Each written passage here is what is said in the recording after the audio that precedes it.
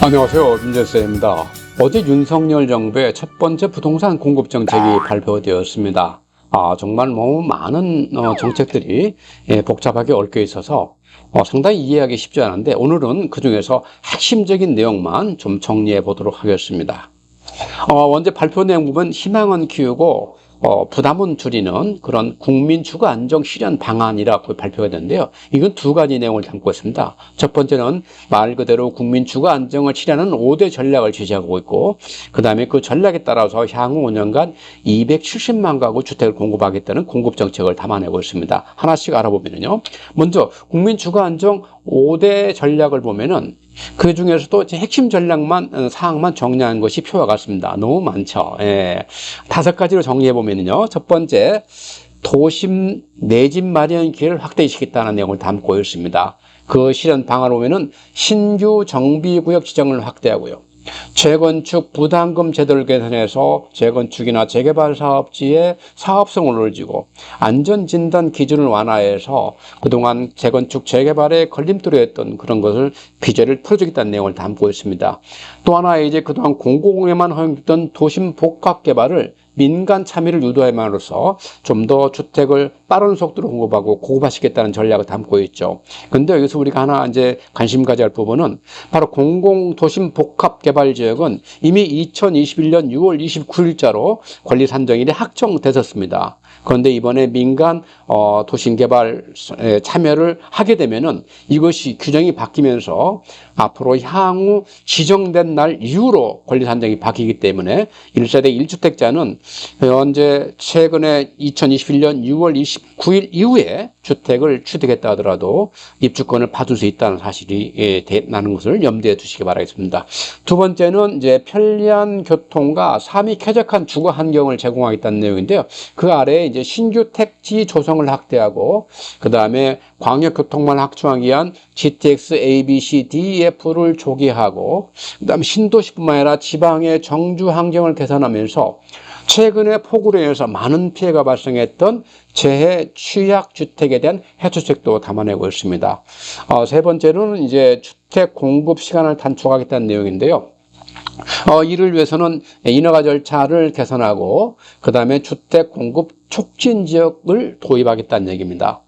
그동안은 이 수요를 억제하기 위해서 조정대상 지역이니 투기과일 지구이니 그런 규제 정책을 남발했는데, 최근은 오히려 적정한 공급이 끊기지 않도록 하기 위해서 특정 지역이 주택 공급 촉진 지역으로 지정했다는 얘기니까 그야말로 완전 180도 상반된 정책이라고 볼 수가 있는 것이죠. 세 번째는 소규모 사업을 지원하도록 하고, 네 번째 도생주택, 즉 도시형 생활주택에 대한 규제 등도 완화해서 최근에 증가하고 있는 1일 1인 가구에 대한 수요를 충족시키겠다는 내용을 담고 있습니다. 네 번째가 이제 주거사다리 복원인데요. 사실은 대출 기회가 강화되면서 무주택자들이나 청년들의 주택 구입 기회가 사라진 것을 많이 아시는데, 이번에 그걸 좀 복원시켰습니다. 대표적인 것이 이제 청년 원가주택이고요. 두 번째가 역세권 첫집, 그 다음에 니츠사가 시행하고 분양 관리하는 내 집 마련 니츠라는 제도를 담아내고 있습니다. 다섯 번째는 주택 품질 개선인데요. 특히 최근에는 많은 민원이 야기되고 있고 이웃 간에 이 신뢰를 허무뜨리게 되는 층간소음 대책이 발표되어 있습니다. 또 하나 이제 공공임대주택에 대해서도 좀 더 쾌적한 삶을 살 수 있는 그런 여건을 주기 위해서 표준건축비를 인상한다든지 인테리어를 개선한다든지 해서 수준 높은 주택을 공급하겠다는 내용을 담고 있습니다. 자, 이런 서민 주거 안정 전략을 근거로 해서 향후 5년 동안 270만 건 공급 대책이 나오는데요. 이 서민 주거 안정의 정책도 한마디로 요약한다 그러면 바로 공급입니다. 공급. 이에 따른 시장 여파는 나중에 말씀드리도록 하겠습니다. 자, 이어서 그러면 향후 5년 동안 주택 공급 계획이 발표되는데요. 무려 270만 가구를 공급하겠다는 내용을 담고 있습니다. 실질적인 현황을 보면은 우리가 인구는 줄고 있다는 그런 뉴스가 나오지만 가구 수만큼은 꾸준히 늘어나고 있고요. 또 사람 소득의 증감에 따라서 주거를 좀 더 좋은 집에 살고 싶은 희망이 많아지기 때문에 주택 수요는 꾸준히 발생한다는 얘기죠.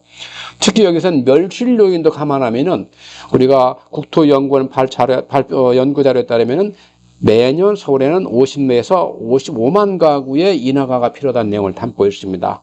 따라서 이 최근 5년 동안에 270만 가구도 매년 54만 가구들이기 때문에 이 연구 결과에 부합하다고 생각됩니다. 실제로 이제 구체적인 공급 계획을 보면은 2023년부터 총 270만 호, 매년 54만 호를 이제 공급하겠다는 얘기인데, 이 공급은 실질적으로 입주량을 중심하라 인허가량을 중심한다고 한다는 걸 이해하시기 바라겠습니다. 인허가로부터 실제 입주까지는 3에서 5년 이상 걸리기 때문에 항상 염두에 두시기 바라겠고요. 어떻게 하느냐? 민간의 공급을 활성화시키겠다. 그 다음에 공공은 또 놀지 않고 계속해서 안정적 공급 기반을 강화하겠다는 두 가지 서로 투트랙으로 하겠다는 내용을 담고 있습니다. 그래서 기존에 있던 사업은 속도를 제거해서 공급을 조기화시키고, 그 다음에 용적률 상향이나 고밀도 개발을 통해서 신규 주택을 좀 더 쉽게 필요한 지역에 공급받다는 내용을 담아내고 있고요. 그 다음에 후보지를 신속하게 지정해서 또 신축 주택들이 공급될 수 있는 그런 공급 정책을 담아내고 있습니다. 이제 구체적으로 지역별, 유형별로 좀 나눠보면요. 수도권에서는 158만 가구, 서울에 50만 가구로 포함한 거가 됐습니다. 그다음 비수도권에는 112만 가구가 되죠. 112만 가구인데 이 112만 가구에서 광역시에 52만 가구, 그 다음에 8개 도에 60만 가구 이렇게 공급하는 정책을 담아내고 있습니다. 특히 이제 수도권 같은 경우는 도심과 역세권, 3기 신도시에 중점 공급받다는 얘기는 그만큼 현재 수요가 필요한 것에 적재적소에 공급하겠다는 내용을 담고 있어서 실질적으로 정책의 집행이 된다 그러면은 국민 만족도는 굉장히 높아질 것이라고 생각합니다. 자, 그 내용을 구체적으로 보면은 수도권 총 270만 가구 중 수도권에 158만 가구를 공급하고, 그 다음에 비수도권에 112만 가구를 공급하는 내용을 담고 있습니다. 자, 이제 사업 유형별로 보면은 우리가 이 부분 좀 관심 있게 살펴보는데요. 도심, 정비 사업에 등 도심 사업에 도심에서 52만 가구를 공급하겠다는 내용을 담고 있습니다. 특히, 도심 정비 사업에서 52만 가구고, 그 다음에 공공택지로도 88만 가구에서 140만 가구를 공급하는데, 이 택지에서는 3기 신도시 등 우수한 택지 공급 확대해서 컴팩트 시티 등 복합개발을 통해서 공급을 하고 있습니다. 그만큼 주택의 질이 높아지게 되는 것이죠. 근데 우리가 여기서는 컴팩트 시티보다도 하나 관심 더 갈 것은 바로 도심 정비 사업입니다. 그 내용을 좀 더 알아보면은, 자, 여기가 주요 사업을 통해서 140만 가구를 공급하고, 기타 사업, 즉, 민간이 자체적으로 개발한 기타 사업이라고 하는데, 그것은 이제 비아파트를 포함한 내용이 되겠습니다. 그래서 토합 270만 가구를 공급하는데, 그 중에서 정비 사업을 통해서 52만 가구를 공급합니다. 그 중에서 서울이 24만 가구입니다. 과거 5년과 비교해 8만 가구일 때는 그야말로 3배 이상의 도시 정비 사업을 통한 공급이 늘어나는 거죠. 이 내용은 어떻게 이해해야 되겠습니까? 서울에서 도시 정비사업, 즉 재개발, 재건축이 더욱더 활성화될 것이고 빨라질 것이다라는 내용을 우리가 알 수가 있는 것이죠. 실제 공공택지에 비교하면 공공택지인 서울은 5만 가구에 불과합니다.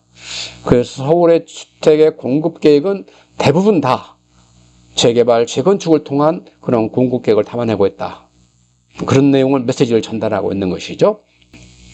그래서 이제는 서울은 재개발, 재건축 시대다. 이렇게 단언해도 틀린 말은 아니라고 생각이 됩니다. 자, 사업 유형별로 총괄했는데 아까 말씀드린 대로 서울에 50만 가구를 공급하는데 공공택지 5만 가구, 정비사업 24만 가구 이렇게 공급되고 있다는 걸 알고 계시면 되겠죠. 그 다음에 이제 이런 공급 계획을 실현하기 위한 여러 가지 전략을 내시하고 있는데요.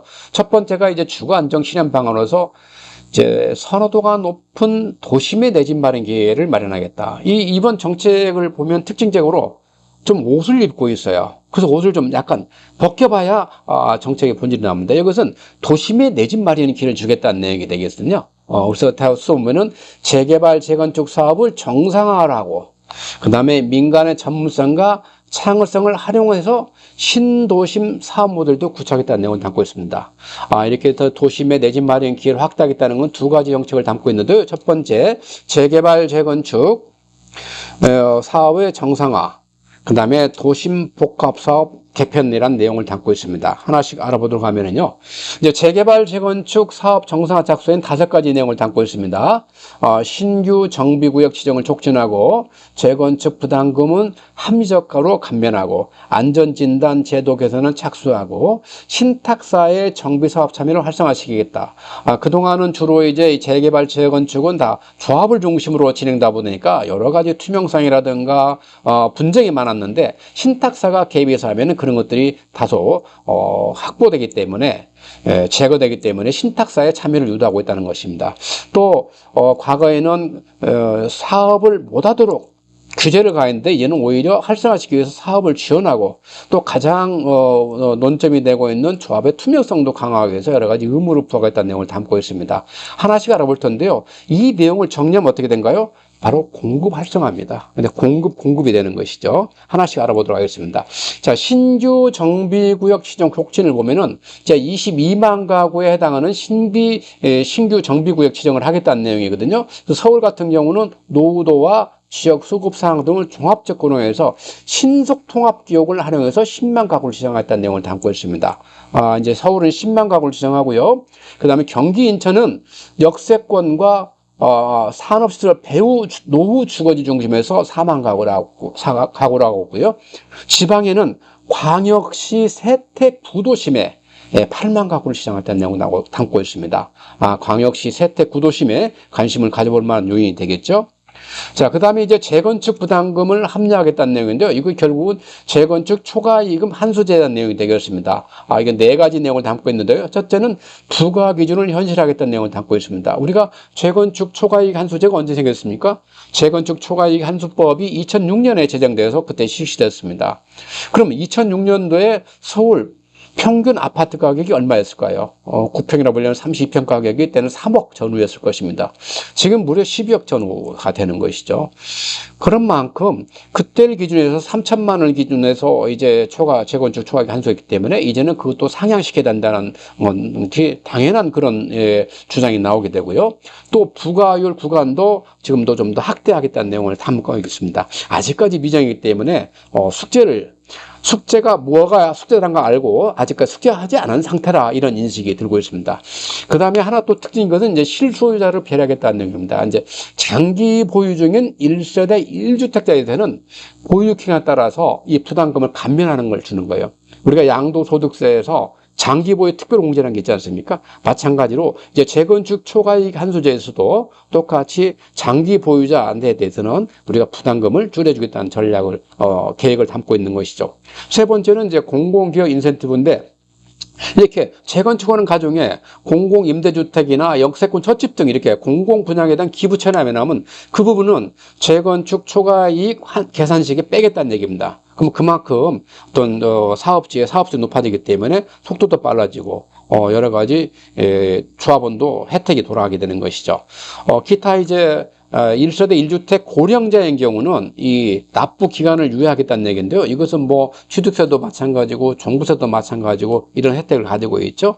그러나 실질적으로 구체적인 내용은 아직까지 확정시키지 못하고 있습니다. 그래서 이제 9월에 발표했다는 얘기인데, 오늘 정책 발표하면서 9월로 미룬 정책이 굉장히 많습니다. 그래서 우리가 9월까지는 계속 주택시장이나 정부 정책 동향을 살펴볼 필요가 있다 하겠습니다.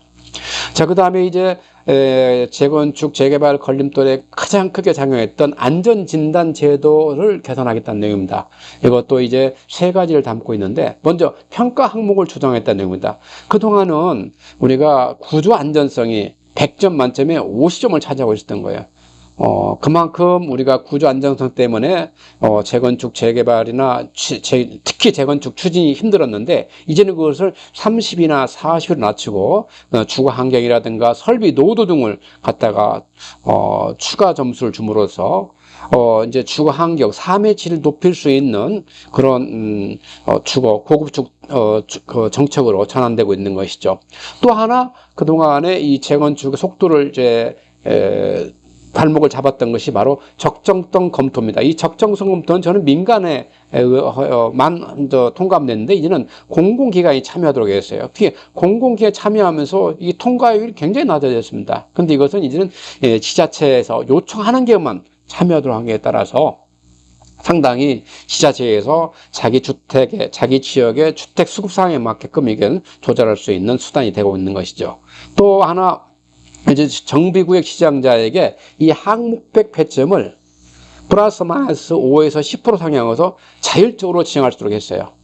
그만큼 이 지자체장의 재량권이 커질 뿐만 아니라 그에 따라서 자기 사정에, 지역 사정에 맞는 그런 주택 정책을 펴갈 수 있도록 그런 권리와 책임을 부여했다고 볼 수 있는 것이죠. 이것도 이제 연내 개선 방안이 나온다니까 좀 더 구체적인 내용을 지켜볼 필요가 있다고 하겠습니다. 그 다음 이제 네 번째는 이제 생각지 않았던 건데요. 신탁사의 정비 사업에 참여를 유도하겠다는 얘기입니다. 지금까지는 신탁사가 참여하더라도 조합이 어느 정도까지 다 이루어진 다음에 뭐 자금 조달이라든가, 자금 관리라든가 이런 부분에서 이제 주로 참여했던 건데 이제는 초별 정비사업 초기부터 참여를 하겠다는 얘기입니다. 그래서 신탁사의 지위가 대행자에서 시행자 이치로 바뀌도록 하겠다는 얘기예요. 그럼 신탁사가 참여하면 어떻게 됩니까? 아무래도 재건축 진행 절차가 빨라지고 가장 논란이 많았던 조합의 투명성이 보다 확보되는 그런 장점을 가지게 되는 것이죠. 이것도 법을 개정해야 되기 때문에 좀 더 지켜봐야 될 사항이고요. 마지막으로 이제 사업 지원과 조합 운영 투명성을 강화하겠다는 내용을 담고 있는데요. 우리 인센티브를 중에서 이제 임대주택을 기부채 나가면은 용적률을 상향시키던 것은 바로 이제 주거지역에 하나였던 것입니다. 근데 이것을 이제 중공업 지역까지 확대하겠다는 내용을 담아내고 있고요. 거꾸로 말하면은 중공업 지역에서 이제는 도시 주택 개발 사업이 좀 더 활성화될 거라는 것을 암시하고 있다고 볼 수 있는 것이죠.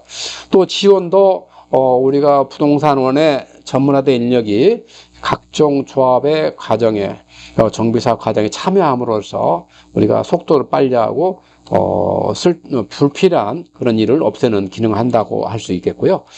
계획 관리에서 가장 많이 이제 발생하는데 조합과 시공사 간의 밀착을 없애기 위해서 이제 관리처분 인가 시에 이 공사 도급 계약서를 의무적으로 인가권자에게 제출하라고 함으로써 공사 계약의 투명성을 높이겠다는 내용을 담고 있습니다. 그 다음에 이제 우리가 조합에서 많은 논란이 불러왔던 것이죠. 이제 공사를 하다 보면은 공사비를 증액하지 않을 수가 없습니다. 대부분은 공사를 증액하는데 현재는 공사비 증액 결정을 하고 이 부분에 대해서 총회 의견을 먼저 거칩니다. 그리고 나서 공사비 증액에 대한 검증 신청을 하고 그 다음에 검증에 산출하고 증액 계획을 체결하는데 이게 뭔가 지금 순서가 어긋난 그런 느낌이 들었던 거죠. 그래서 이제는 공사비 증액 결정이 나게 되면은 공사비 증액 검증 신청을 하고 그 다음에 검증 결과가 나오면은 그 결과를 가지고 총회 의견함으로써 나중에 더 이상 분란이 발생하지 않도록 하는 그런 내용을 담아내고 있습니다. 그 다음 두 번째는 이제 도심 복합사업 개편인데요. 이것도 상당히 많은 변화를 불러올 수 있는 요소라고 생각합니다. 지금까지는 이제 역세권 등 도심에서 하는 것은 공공만이 허용됐던 건데, 이제는 민간 참여를 유도하겠다는 겁니다. 모든 그 부분에 민간이 참여하면은, 그만큼 속도가 빨라지고 질도 높아지는 그런 항상 효과를 우리가 봤었던 거죠. 그래서 이제 총 20만 호대에서 민간 참여를 유도하고, 여러 가지 니즈나 신탁사를 통해서 하고 있는데, 이 부분은 특히 볼 것은 이 민간 참여하면서 이 사업 유형을 성장 거점형과 주거 중심은 두 가지 나눕니다. 이것은 이제 입지에 따라 나뉘는데, 입지가 예를 들어서 역세권과 중공업지 같은 경우는 주거 중심을 나가서 용적률을 그래도 500%까지 할 수 있도록 하는 중고고요. 그 다음에 도심이나 부도심에 있는 곳은 우리가 성장 거점형으로 해서 용적률뿐만 아니라 도시계획에 많은 규제들을 갖다가 제로화시킬 수 있는 도시혁신계획구역이란 그런 것도 검토하고 있습니다. 최근에 오세훈 시장이 싱가포르 가서 하이트존이라는 것을 많이 보고 있지 않습니까? 이런 부분이 많이 가미될 걸로 예상이 되고 있습니다.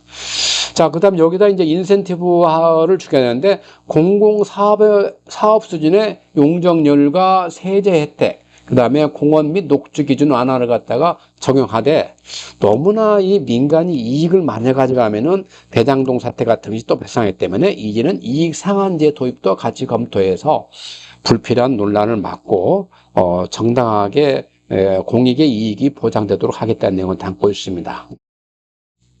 그래서 이제 이렇게 하면서 민간의 어떤 도심 복합 사업을 갖다 유도할 뿐만 아니라 공공의 도심 복합 사업도 보완하겠다는 내용을 담고 있습니다. 이게 무슨 내용인가요? 공공도심 복합사업을 추진하고 있는데 기본적으로 토지주가 자기 소유권을 공공이 넘겨야 되는 거예요. 그러다 보니까 소유자들이 다 꺼리게 되는 것이죠. 당연히 참여를 낮출 수밖에 없는 것이죠. 그래서 이것을 갖다가 절차를 개선하겠다는 내용입니다. 그래서 우리가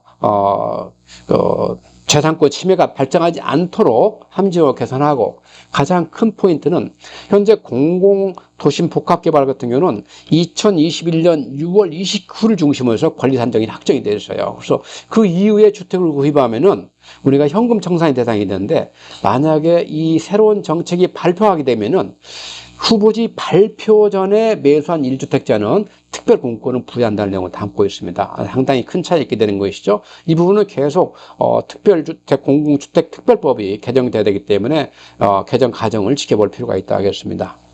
그래서 여기서 이제 관리사정 변경이 될 수 있다는 것도 상당히 큰 내용이 되겠고요. 두 번째, 이제 교통이 편리하고 삶의 쾌적한 주거 환경을 만들겠다는 내용을 담고 있습니다. 그래서 이제 우수 입지 공공 택지를 조성을 확대하고, 신도시 정주 환경을 개선하고, 지방의 주거 환경을 개선하고, 재해 취약 주택을 해소하겠다는 내용을 담고 있는데요. 하나씩 알아보도록 하면은, 우수 입지 공공 택지 조성 확대는 신규 택지 조성을 확대하겠다는 내용이 되겠습니다. 여기는 이제 컴팩트 시티라는 용어가 나오고 있는데요. 이제 15만 가구를 계속 순차적으로 발표를 하고 있다는 내용을 담고 있고요. 무엇보다도 이제 수도권 및 지방 수요가 높은 곳을 하겠다는 내용이 담고 있습니다.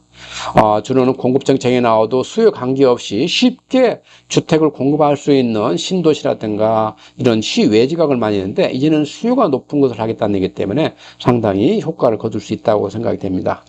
자, 그래서 개발 방식은 보면 콤팩트 개발 방식인데, 역세권 중심으로 개발을 할 때는 기존에는 역세권이 뭐 300m, 여기 300m, 500m인데 이걸 1km까지 늘려서 그 300m 이내에서는 주로 초역세권으로 해서 자족시설을 하고, 그 다음에 500m까지, 600m까지는 주상 복합시를 중심으로 하고, 그 이후 1km까지는 이제 공공주택 중심으로 꾸려나가겠다는 내용을 담고 있습니다. 특히 이제 이 컴팩트 시티 예시론이 나온 것이 바로 고향 창릉역에 하고, 그 다음에 남양주 왕숙 지역 두 지역이 나오는데, 이 두 지역에 약 4천 가구 상당의 도시형, 컴팩트 시티형 주택을 공급하겠다는 내용을 담고 있습니다.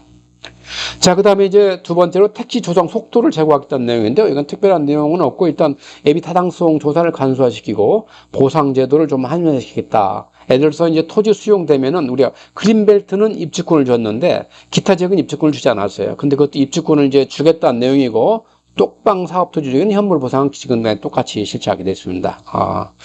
그 다음에 이제 신도시 정주 환경을 개선한다는 얘기인데, 가장 큰 포인트가 되겠죠. 신도시가 힘들게 이사를 갔는데 거기서 서울 주택은 너무 힘든 거예요. 그 다음에 그게 이제 직주 근접이 안 되기 때문에 결국은 전부 다 어딘가로 출퇴근해야 되는데 그게 너무 피곤하다는 것이죠. 그런 부분을 보완하겠다는 내용을 담고 있습니다. 첫 번째가 바로 이제 교통 요건을 개선하는 얘기인데, 이것은 좀 더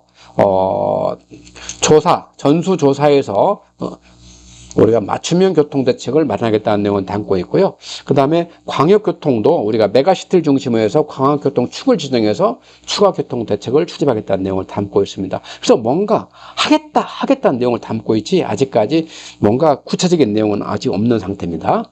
대표적인 이제 3기 신도시 같은 경우는 GTX를 중심으로 이제 사업을 추진하는데, GTX ABC는 조기화시키겠다는 내용을 담고 있어요. 그래서 A 노선은 2024년 6월 이전에 개통을 하고, B 노선은 2024년에 착공해서 30년에 개통하는 계획, C 노선은 2023년에 착공해서 2028년에 착공하는 그런 계획을 담아내고 있습니다.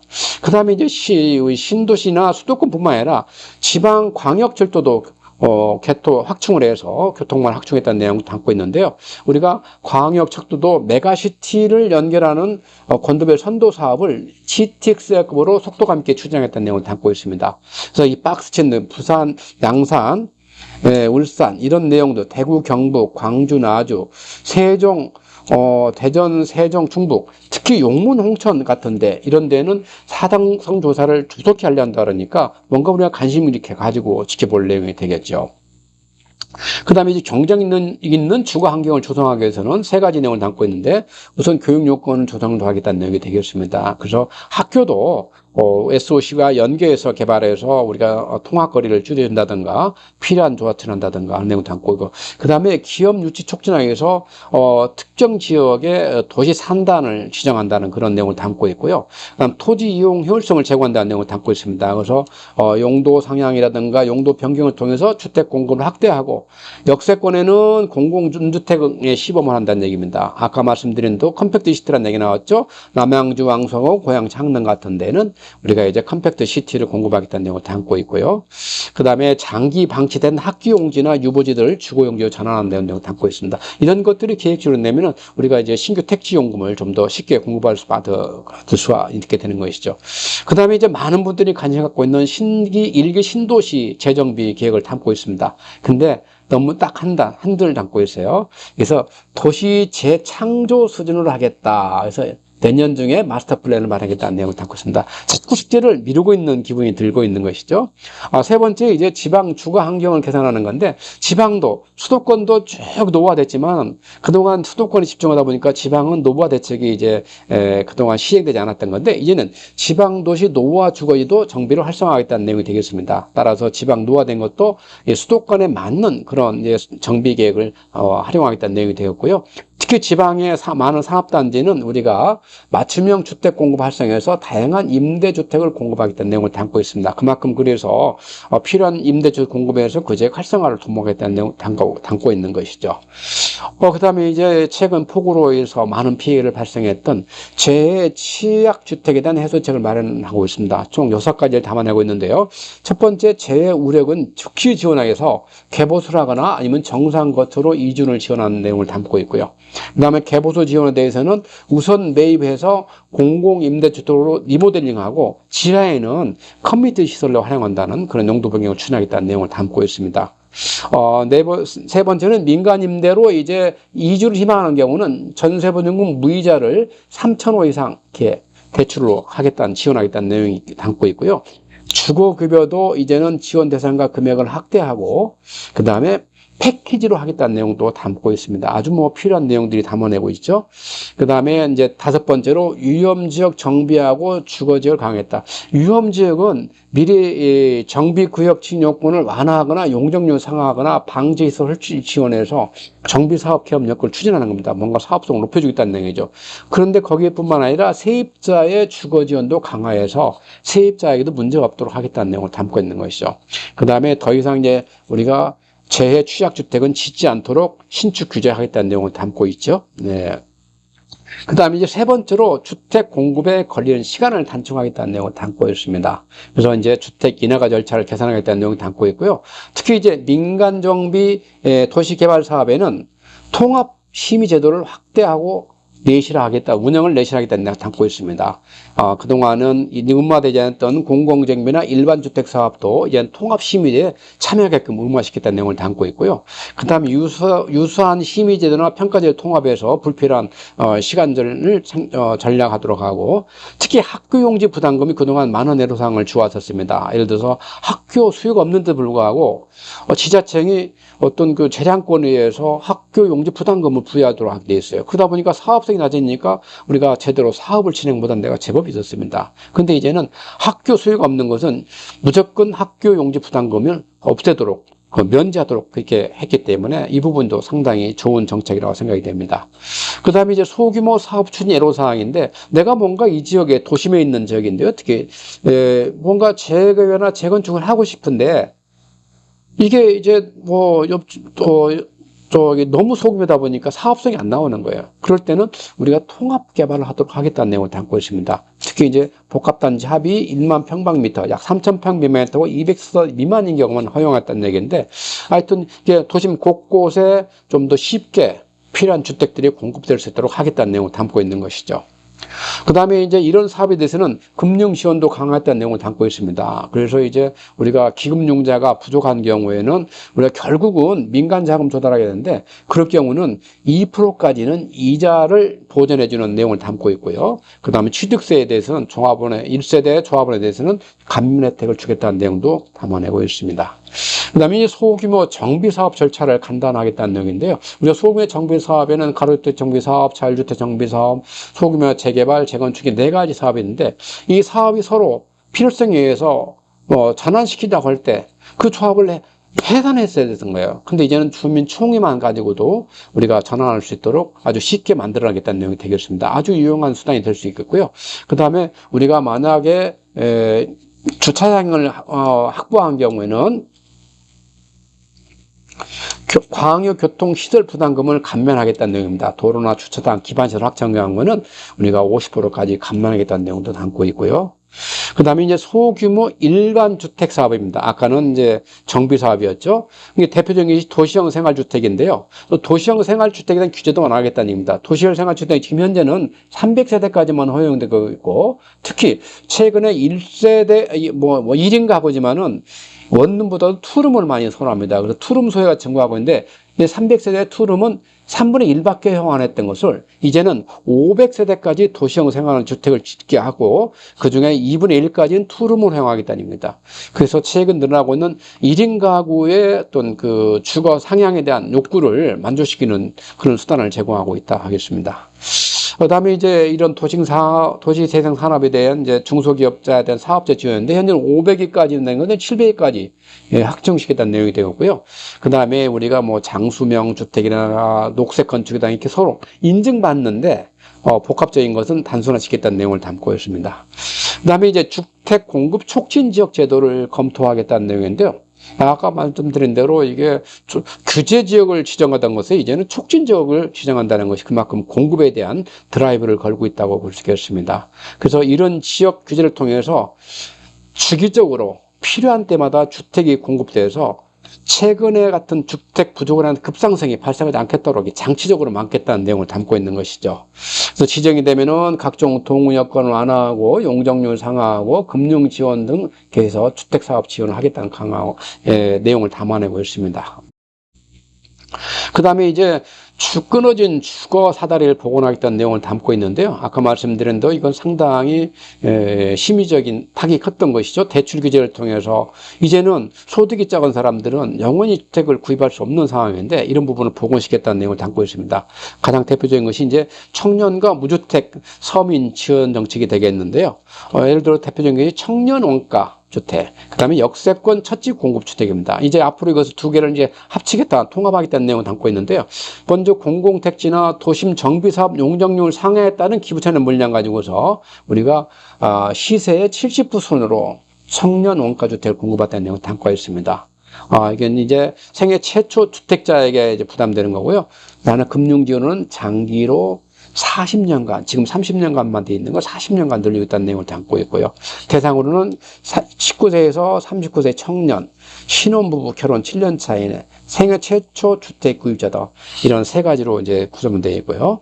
그 다음 공공성 학부역에서는 거주 의무를 5년간 부여하고 있습니다. 그 다음에 이제 5년간은 더 내가 분양받아서 살지 아니면 팔지도 있는데, 팔 때는 공공에게만, 즉 SH나 LH만 팔 수 있는 거예요. 그 중에서 또 팔아도 시세 차익의 70%만 가져가고 나머지 30%는 공공에 귀속시키는 의무를 가지게 되어 있죠.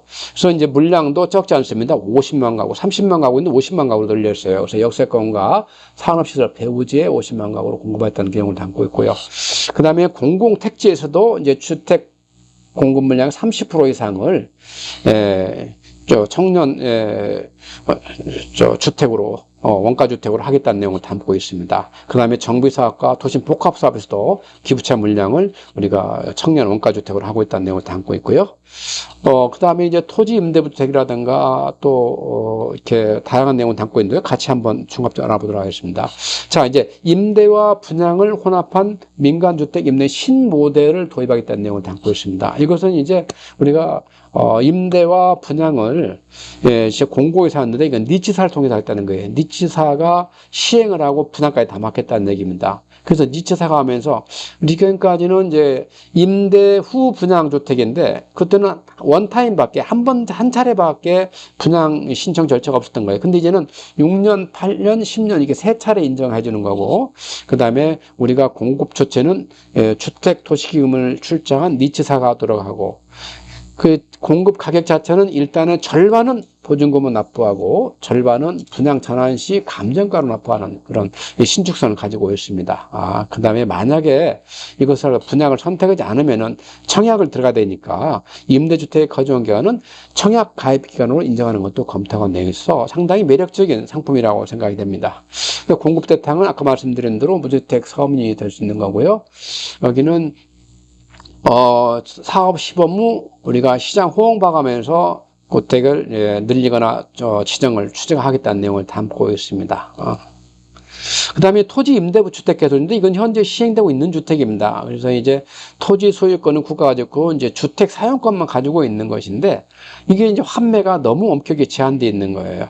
환매가 LH만 허용하고 SH는 지방 공유 불이어되어 있던 거예요. 그 다음에 이제 환매 가격에 대한 논란도 많았던 거고, 그걸 좀 융통적으로 고치기 위해서 이것은 SH에게도 허용하고, 그 다음에 환매를 한 다음에 이걸 다시 재공급할 수 있는 그런 규정도 만들었고요. 그 다음에 지자체장한테 자유권을 부여해서 토지 임대료를 우리가 법정 기준에서 어느 정도 융통성 있게 운영할 수 있는 그런 자유권을 준 것도 특징이라고 볼 수 있습니다. 그다음 마지막으로 이제 소득 3만 불 시대 맞는 주택 품질에 관한 얘기가 나왔습니다. 최근에 층간 소음으로서 이익 간에 정말 많은 논란이 발생되고 있었죠. 이게 뭐 쉽게 사그라들지 않을 것 같은데 이런 부분에 대해서 이제는 층간 소음에 강한 주택을 만들면 인센티브를 주어서 그런 걸 유도하겠다는 내용을 담고 있고요. 그다음에 주차 문제 또 층간 소음 못지않게 많은 그런 논란이 된다고 하는데 이것도 우리가 주차 시설을 갖춘 경우에는 우리가 인센티브를 준다는 얘기고 특히 임대주택도 이제는 고품질의 주택을 공급받다는 내용을 담고 있습니다. 그 다음에 공공임대주택 혁신 내용을 담고 있는데요. 이 내용은 이제 일반적으로 공공임대주택 하면은 뭔가 좀 부정적인 의미인데 그걸 갖다가 개선하고 지역 커뮤니티 허브로 조성해서 소셜 믹스를 실현하겠다. 즉 부유층과 우리가 저층, 취약계층이 서로 잘 조화롭게 사는 그런 사회를 만들어가 있다는 내용을 담고 있습니다. 첫 번째, 그래서 이제 취약계층이 보호돼야 되잖아요. 그래서 무주택 서민 보호를 강화하기 위해서 공공주택의 일단 공급 양을 확대했다는 내용이고, 그 다음에 주거 기회도 단계적으로 확대한다는 내용을 담고 있고요. 그 다음에 이제 품질도 제고하겠다는 내용입니다. 그래서 면적도 15평에서 17평을 확대하고 실내 인테리어도 개선하고 그 다음에 표준 건축비도 인상해서 좀 더 고급화시키겠다는 내용을 담고 있습니다. 그 다음에 노후화된 것도 리모델링 계획 수립해서 좀 더 이렇게 임대주택이지만은 외부에서 표시지 잘 나지 않도록 그렇게 하는 작업을 하겠다는 내용을 담고 있죠. 입지 환경도 이제는 3기 신도시 쪽에 많이 중심적으로 해서 공공임대주택 공급을 하고 기존에 노후화된 30년 이상 노후 영구주택은 이제는 주택과 생활 SOC와 상업시설은 믹스된 복합단지로 개발하겠다는 얘기입니다. 이 내용도 우리가 좀 더 관심 있게 들여다볼 내용이라 하겠습니다. 향후 추진 계획도 이렇게 나와 있는데요. 실제로 이게 설명드린 내용이 상당히 복잡하고 난해합니다. 다시 한번 좀 정리해 보도록 할 텐데요. 먼저 공급 계획 보면은 향후 5년간 270만 원을 공급하는데 인허가 기준이다는 내용을 아셔야 되겠고요. 그 다음에 주요는 공공택지에서 88만 가구, 정비사업에서 52만 가구, 민간에서 우리가 130만 가구를 공급받다는 내용을 담고 있고요. 특히 정비사업에서는 서울에서 24만 가구를 공급한다는 거예요. 굉장히 큰 거죠. 결국 서울은 앞으로 재개발, 재건축이 굉장히 키포인트가 될 수밖에없다라는 내용을 이렇게 받으시면 되겠고요. 다시 한번 국민 주거 안정 5대 전략을 정리하게 되면 도심 내집 확대기면서 내집 마련 기회를 확대하기 위해서 신규 정비구역시 확대하고 재건축 부담금 제도를 개선하고 안전진단 기준을 완화하고 민감 도심 복합 개발을 유도하겠다는 내용을 담고 있고요. 편리한 교통과 삶이 쾌적한 주거 환경을 위해서는 신규 택지 조성을 확대하고 광역교통 확충망류에서 GTX ABC를 초기화하고 그다음에 신도시와 지방의 정주 환경을 개선하고 재취약주택의 해소책을 담아내고 있습니다. 그다음에 주택 공급 기간을 시간 단축해서는 이건화가 절차를 개선하고 주택 공급 촉진 지역 제도를 도입해서 필요한 데는 지속적으로 주택이 공급되도록 하겠다는 내용을 담고 있습니다. 그래서 이 윤석열 정부의 정책은 가격 안정이 있지 않는 거예요. 가격은 올라가든 따라가든 그 시장이 맡기고 나는 필요한 곳에 필요한 주택이 계속 공급되도록 그런 정책을 구사하겠다는 내용을 담고 있습니다. 결론 때 말씀드리겠다면 그러면 앞으로 시장이 어떻게 될까요? 네. 소규모 사업 지원을 강화하고 도시형 생활주택에 대한 규제도 완화하겠다는 내용을 담고 있습니다. 그 다음에 그동안 너무 아쉬웠던 주거 사다리 복원을 위해서는 청년 원가주택과 역세권 첫집, 내 집 마련 니치라는 제도를 도입해왔고요. 주택 품질도 높여서 중간 소음 대책에 대한 것도 마련하고 공공임대주택도 삶의 수준을 높일 수 있는 그렇게 고급화 시켜나가겠다는 내용을 담고 있습니다. 오늘 상당히 많은 정책을 담아내고 있는데요. 특히 하나 꼭 여기서 추가해서 아셔야 될 것은 우리가 이제 민간 도심 복합 개발이 정책이 시행되면은 작년 6월 29일로 권리 산정이 확정되었던 공공 도심 복합 지역의 권리 산정이 다시 늦춰진다는 걸 이해하시기 바라겠습니다. 그래서 키워드로 정시하면은 공급입니다. 그럼 과연 시장에 어떤 일이 벌어질까요? 자, 이렇게 정리해 볼 수 있습니다. 총평을 두 가지로 나눠 말씀드리겠는데, 첫 번째는 이제는 재개발, 재건축 시대다. 서울은 아까 제가 공급 대책에서 말씀드렸죠. 37만 가구 중에 수도권 37만 가구에서 서울에서 24만 가구가 재개발, 재건축으로 공급됩니다. 그만큼 서울의 재개발, 재건축은 활성화될 것이고 속도도 빨라질 것이고 그만큼 가치 상승도 커질 수 있다라고 볼 수 있습니다. 그러나 아직도 뭔가 미확정적인 게 많습니다. 뭔가 안개 거치지 않는 느낌이에요. 그래서 좀 더 우리가 9월, 10월까지는 우리가 정책 동향을 살펴봐야 되고요. 정리해보면은 일단 기본적으로 도심 공급 대책으로 심리적 불안감이 많이 해소되겠다. 따라서 시장의 관망세가 더욱더 늘어나기 때문에 거래 절벽은 내년 상반까지 넘어갈 것 같다라는 예상이 들고요. 대신에 시장에서 차별화는 계속 벌어진다. 이제는 양극화라기보다 차별화입니다. 같은 지역 내에서도 신축과 구축, 대형과 중소형과 차별화가 계속 벌인다고 생각을 합니다. 이 부분은 여러분 꼭 관심을 가져야 되고요. 그 다음에 정책 방향이 가리키는 방향은 어디라고요? 바로 정비사업, 재건축, 재개발 사업이라는 건 잊지 마시기 바라겠습니다. 오늘은 지난 8월 16일 발표된 윤석열 정부의 첫 번째 주택 공급 정책과 주거 안정 실현 방안에 대해서 안내 말씀드렸습니다. 시청해 주셔서 감사드리고요. 부동산과 세금에 대해서 궁금하신 사항이 있으면 언제든지 편하시게 전화 주시면 친절하게 응대해 드리도록 하겠습니다. 감사합니다.